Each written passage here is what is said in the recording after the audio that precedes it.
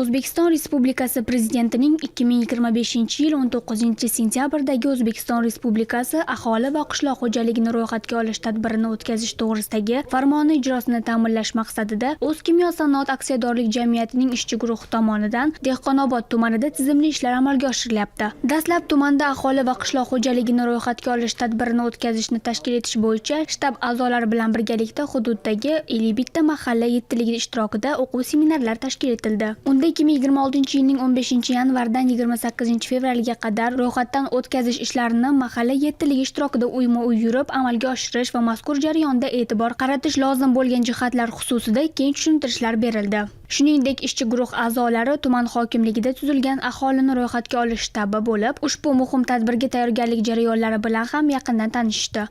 O'zkimyo aksiyadorlik jamiyatining ishchi guruhi respublikamizning hamma tumanlarida bo'lgani singari bizning Dehqonobod tumaniga ham yetib kelib, aholini ro'yxatga olish, qishloq xo'jaliklarini ro'yxatga olishlar to'g'risidagi butun nuroniylar bilan, ishchi guruhi bilan birgalikda hamma joyda tushuntirish ishlarini, targ'ibot ishlarini olib boryapti. Men Dehqonobod tumanidagi nuroniylar tomonidan ishontirib aytamanki, bizning tumanimizda bu muhim jarayonda hammamiz faol qatnashamiz va ularni ro'yxatga olishga to'liq yordamlashamiz. Ma'lumki, ro'yxatga olish jarayonlarida hudud aholisining tarkibi va migratsiya, oilaviy holati, faoliyat turi, daromad manbalari to'g'risida yagona, aniq va shaffof ma'lumotlar bazasi shakllantiradi. Tumandagi O'zbekiston mahalla fuqarolar yig'ini ayni paytda 664 ta xonadon, 701 ta oila mavjud bo'lib, aholi soni 2963 nafarni tashkil etadi. Mahallaning asosiy drayveri tadbirkorlik, chorvachilik, kavrak yetishtirish va xizmat ko'rsatish sohasi hisoblanadi. Ro'yxatga olish ishlari belgilangan barcha ko'rsatkichlar hisobga olinmoqda. Qatlov jarayonida mahalla yettiligi bilan birga xonadonma-xonadon yurib, aholini barcha qatlamlarini ro'yxatga olish va shu bilan birga